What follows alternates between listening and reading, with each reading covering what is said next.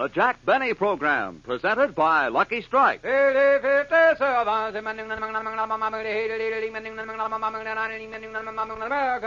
Lucky Strike. First again with Tobacco Men. First again with Tobacco Men. Lucky Strike. More independent tobacco experts smoke Lucky Strike regularly than the next two leading brands combined. There you have the findings of a recent impartial survey, which reveals the personal smoking preference of the men who really know tobacco. The auctioneers, buyers, and warehousemen. Yes, the survey shows... Lucky Strike. First again with Tobacco Men. First again with Tobacco Men. First again with the men who can see. The makers of Lucky Strike consistently select and buy that fine, that light, that naturally mild tobacco. And when these experts smoke Lucky Strike for their own personal smoking enjoyment, then you know. LSMFT. LSMFT. Lucky Strike means fine tobacco. And in a cigarette, it's the tobacco that counts. So for your own real, deep-down smoking enjoyment, smoke the smoke tobacco experts smoke. Lucky Strike. First again with Tobacco Men. The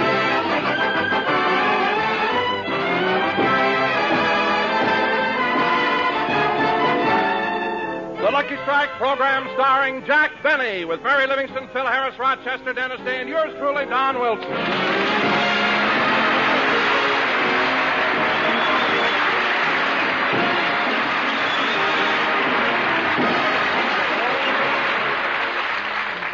And now, ladies and gentlemen, it is my pleasure to present to you a man whose charm and personality have gained him millions of admirers. A man who's not only loved for his... Wait a minute, I must have the wrong script. This is introducing Robert Taylor. That's right, Don. Jack has gone away on a week's vacation, and Robert Taylor is taking his place. He should be here any minute. Robert Taylor? Oh, that's wonderful. But, Mary, I still can't get over Jack's just packing up and going away on a trip. Well, it's more than just a trip, Don. Jack is spending a glorious week in New York. What made him decide to go so suddenly? He won it on the bride and groom program. The bride and groom program. Oh, you mean that our own little Jackie boy ran off and got married? Well, not exactly, Don, but Jack figured here was a way to get a trip for nothing, so he got someone to go through the ceremony with him. But what girl would go along with a gag like that? Mary, what are you laughing at? He couldn't get a girl, so he hired a man with a tuxedo, and Jack wore his Charlie's Aunt costume. With a veil yet. Well, Mary, if it was all a gag, why didn't he come to you with the idea? He did. That's why he wore the veil. I punched him in the nose. Anyway, Don, till Bob gets here, I think that we Hiya, Dante. Hello, Livy, you little May Company magnolia. Hello, Phil. Hey, Livy, where's Jackson? Jack won't be on the program today. Oh, he won't? What's wrong? Nothing's wrong. He just decided to take a vacation. He needed a rest. Well, it's his own fault. What? If Jackson had hired a truck instead of carrying his money to the bank, he wouldn't be so worn out. Now, Phil, Jack doesn't have that much money. He don't, huh? When Jackson goes to the bank to make a deposit, he's carrying so many bags, the teller puts on a red cap and meets him at the door. Phil. And then the vice president grabs a microphone and yells, "Leaving on track 5, another load for Fort Knox." Okay, Phil. You don't have to start being such a big comedian just because Jack is off this week. He got Robert Taylor to fill in for him. He got who? Robert Taylor. Oh, you mean Spangler Arlington Brew?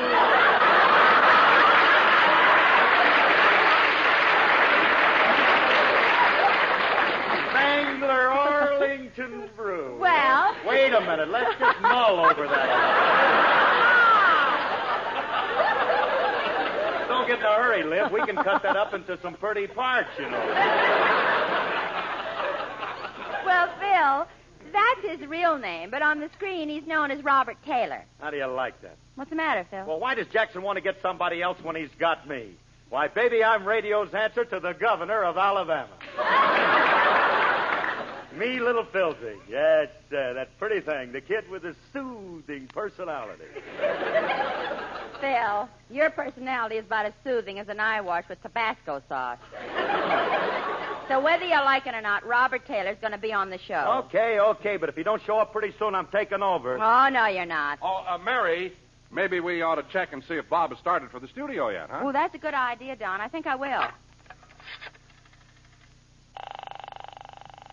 Oh, Gertrude. What is it, Mabel?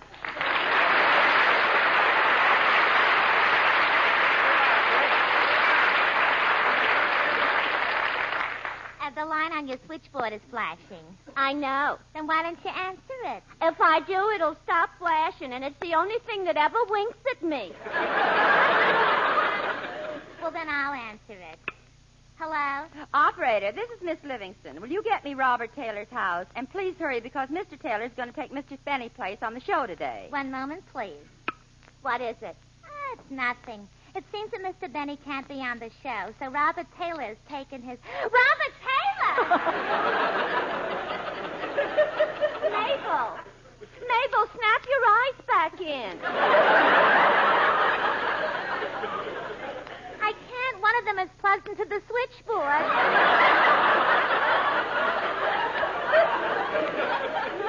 Here, I'll help you.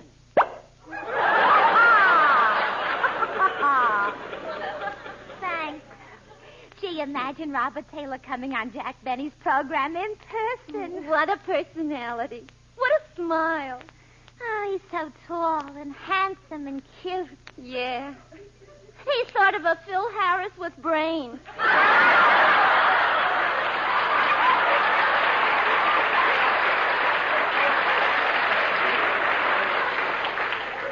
Why, Deutsche gear shift. How can you make such an expostulation?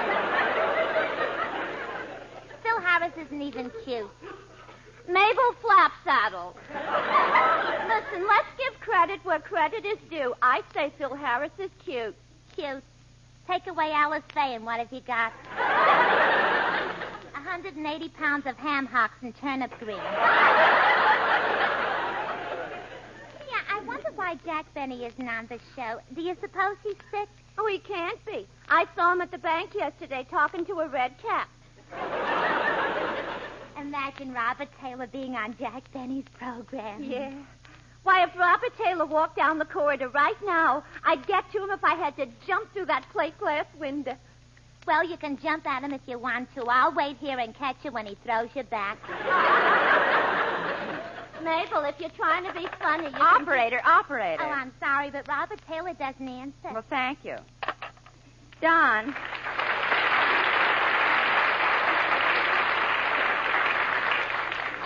Don, Bob must be on his way over. I just called his house and he doesn't answer.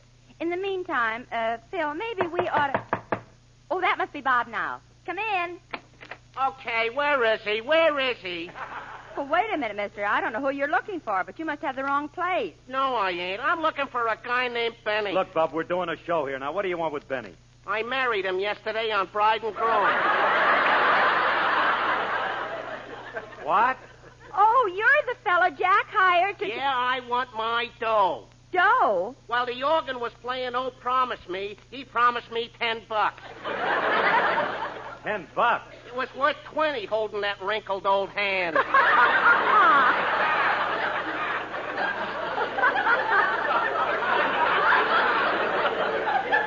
Well, I'm sorry, but Mr. Benny's out of town. He left right after the ceremony. Well, how do you like that? He goes on a honeymoon and leaves me here with my wife and kids. Oh, now, don't worry about it. Don't worry about it, fella. When Mr. Benny comes back, I'm sure he'll give you the $10. And 50 cents. He made me pay for the rice.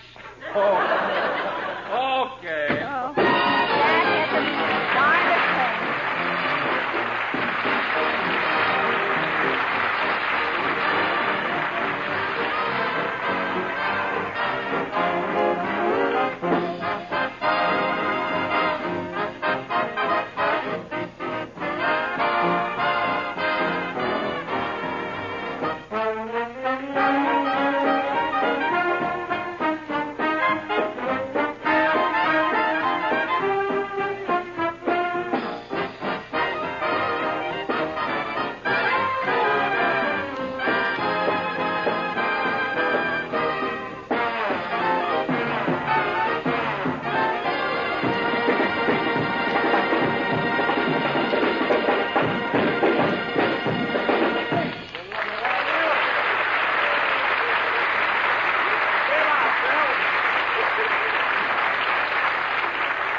That was Phil Harris and his You Can Turn the Radio On Again, Jack. They're through orchestra.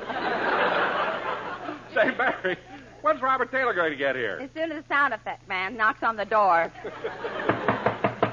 Thanks. Come in. Hello, everybody. I hope I'm not late. Hey, kids, look who's here, Robert Taylor.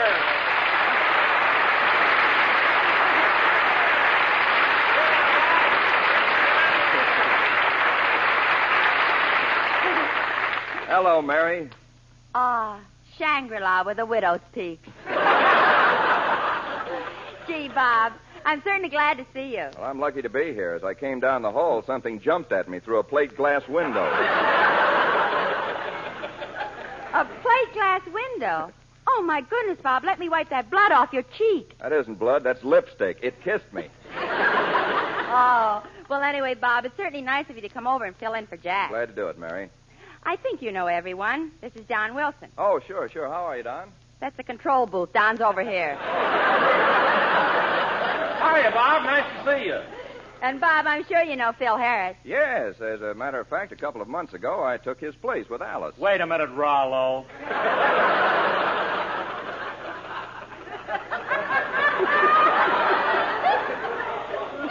Ain't nobody takes my place with Alice.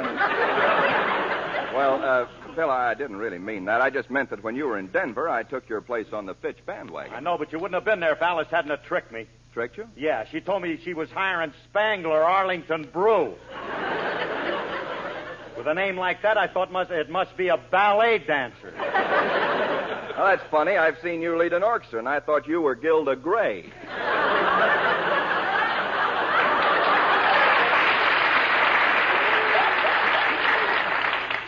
Fellas, don't argue. Jack won't like us. Oh, hello, Don. Hiya, Phil. Hello, Mary. Hello, Dennis. Gee, Mr. Benny, those must be wonderful vitamin pills you're taking. Dennis, that isn't Mr. Benny. It's Robert Taylor. Robert Taylor? Yes, I'm a ballet dancer.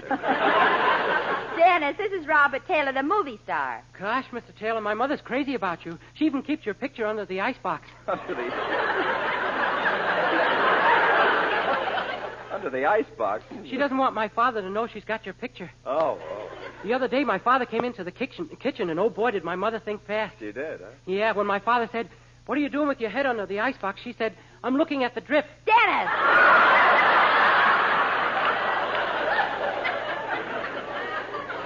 Dennis, how can you say that? Let him alone.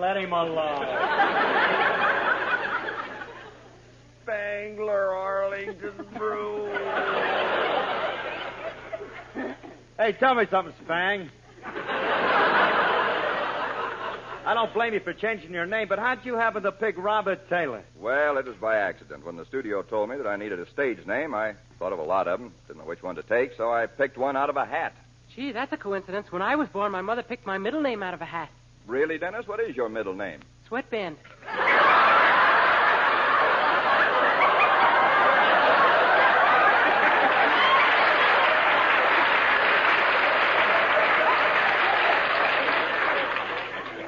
Dennis, go sit down. Oh, Bob.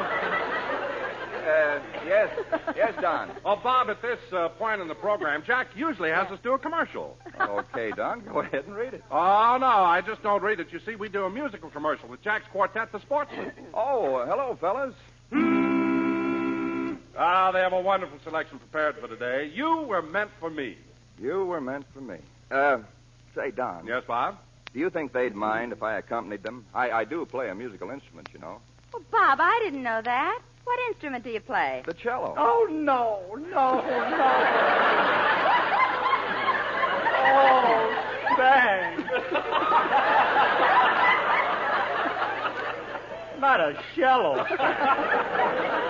Phil, you don't play any instrument. Bob, if you want to accompany the quartet, go ahead and do it. Okay, just wait a minute while I get my cello. Okay, Bob, while you get set, I'll announce the number. Ladies and gentlemen, You Were Meant for Me by the Sportsman's Quartet and starring Robert Taylor on the cello. You were meant for me. O-L-S-M-F-T. Lucky fashioned you, and when you were done, you were all the good things rolled up in one. O-L-S-M-F-T. swing around and turn. So pull it, and say must have meant you done for me. You were meant, yes, you were meant for me. You should try our Lucky. They are better than the rest. The quality of product is essential to success. Don't delay, for men who know will play that Lucky Strike was meant for you. You were made for me. How is that cello melody? Don't delay, for men who know will play that Lucky Strike was meant for you. And you do mean you.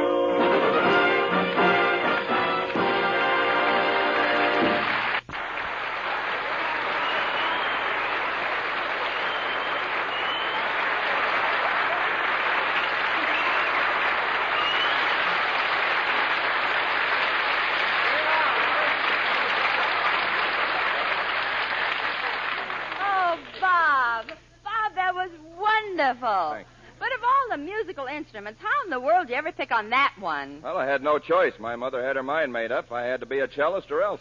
Or else what? A ballet dancer. Well, Bob, I think it's wonderful. I think it'd be nice if everybody devoted a little time to music. I used to play a musical instrument. You did, Dennis? Yeah, but one day my mother got mad at my father and threw it at him, and it got smashed against the wall. Oh, that's too bad. What instrument was it? The piano.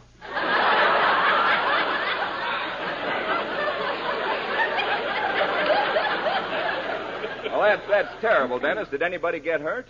Just me. I was still sitting on the stool.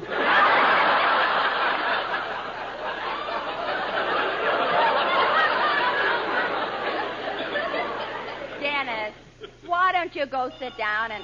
I'll get it, Mary. Hello? Yes, operator, this is Robert Taylor. New York calling? Say, Mary, it must be Jack. Hello? Hello, Jack. How are you? I know this is long distance, but how much does it cost to say, how are you? What'd you call for? Not enough laughs on the program. Gee, I can't understand that. I'm really working hard. I've even got my coat off. My pants?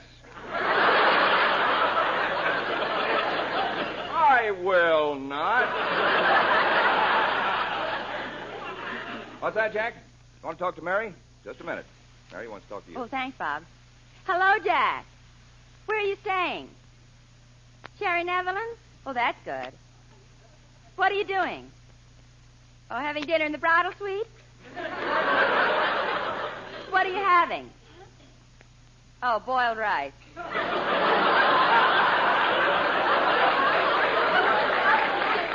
Look, Jack, I better hang up. I'm beginning to sound like Jessel. Come in. How do you do? My name is Nelson. I'm a photographer, and I was asked to come over here and take some pictures. They'll appear in the 5 magazines I work for. 5 magazines? What are they? Peek, Pick, Click, Look, and Schnook. Well, Mr. Nelson, if you're going to take pictures, you better get started. Very well. I'll set up my equipment. Hey, Nelson, is that little black box your camera? No, it's my darkroom. I've got 2 midgets working in there. Midgets? Yes, they're half Nelson. Aren't you glad you asked? And now for the pictures. I'll take Curly first. Are you ready? Anytime you are. How do you want me, profile or full? If I'd have wanted you full, I'd have caught you last night.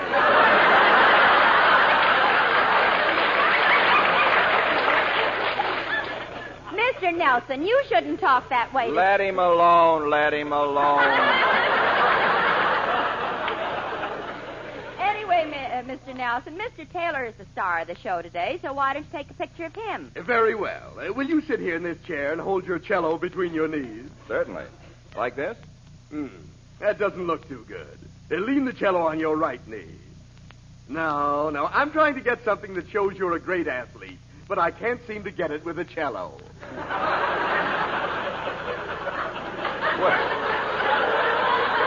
Well, if you want something sporty, I can slide it under me and ride it side saddle. No, I'll think of something. Well, in the meantime, how about taking a picture of me? I'm sorry, but I don't take landscapes.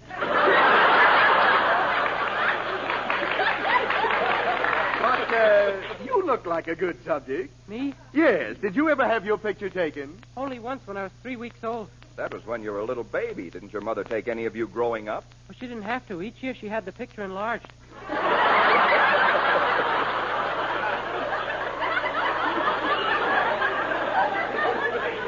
Enlarged? In my last picture, I'm 9 feet tall with a diaper on.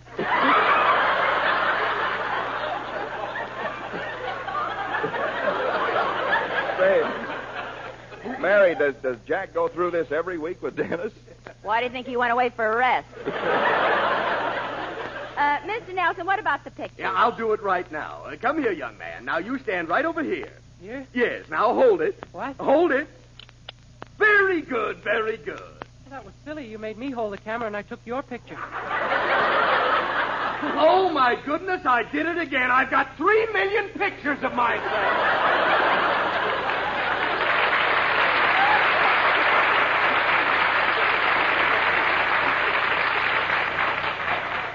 Well, Mr. Nelson, let's get the pictures over with so it... Oh, I'll get it. Hello? Hello, Miss Livingston. It's Rochester.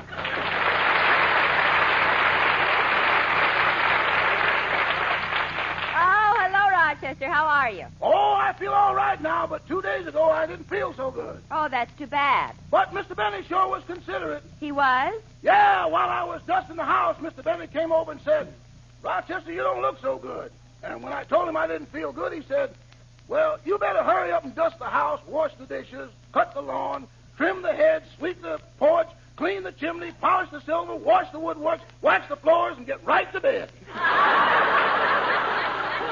Well, Rochester, did you finally get to bed? How could I? That was 2 days ago. I just finished washing the woodwork.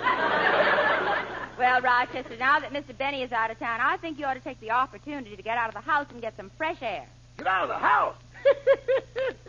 What are you laughing at? This chain is so short I can't even bring the milk in.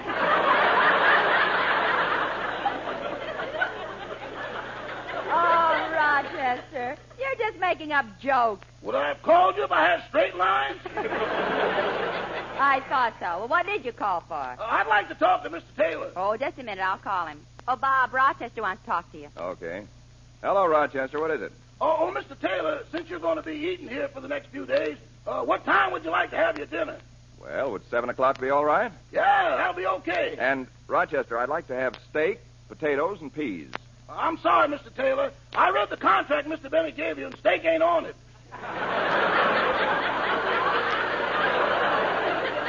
Well, then, what do I get to eat? Potatoes and peas. Just potatoes and peas? I've got the contract right here. I'll look up the clause that says peas. Clause 5, 12, 18. Oh, here it is. 27. Is that the number of the clause? No, that's the number of peas. Oh, well, Rochester, what do I get for dessert? What? Dessert. Dessert? Yeah, that's something extra that's added to top off your dinner. Well, when did they start that? A couple of weeks ago.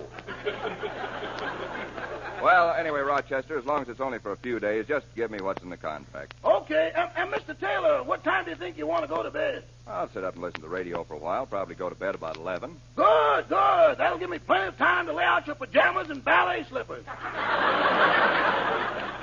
Thank you, Rochester. I'll see you in a little while. Goodbye. Goodbye.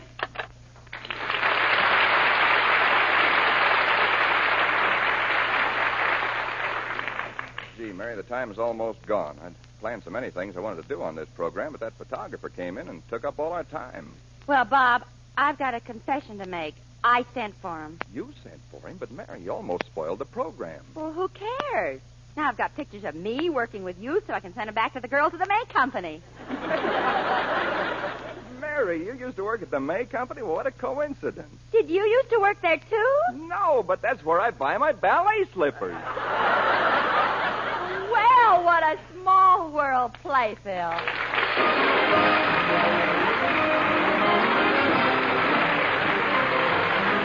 Mary and Bob will be back in just a minute, but first here's Basil Rysdale. Lucky Strike, first again with Tobacco Man. American. First again with Tobacco Man, Lucky Strike. As a recent impartial survey reveals, More independent tobacco experts smoke Lucky Strike regularly than the next two leading brands combined. Lucky Strike, first again with tobacco men. Remember, these are the experts, the men who really know tobacco. And more independent tobacco experts smoke Lucky Strike regularly than the next two leading brands combined. You've heard the survey results. Now, listen to what Mr. George Alfred Webster, veteran tobacco warehouseman, recently said. At market after market, I've seen the makers of Lucky Strike buy fine, light, mild tobacco. Tobacco that makes a grand smoke. I've smoked Lucky's 29 years. So light up a Lucky. Light up a really fine cigarette, and puff by puff, you'll see. LSMFT. LSMFT. Lucky Strike means fine tobacco. And in a cigarette, it's the tobacco that counts. So for your own real, deep-down smoking enjoyment every time, smoke the smoke tobacco expert smoke. Lucky Strike. So round, so firm, so fully packed, so free and easy on the draw. Lucky Strike, first again with tobacco men. Say, Mary, I was just looking at this magazine, Radio Best, and Jack was picked as the #1 comedian. Well, how do you like that? What are you laughing at, Mary? Jack's off the air 1 week, and already he's America's favorite comedian. Good night, doll.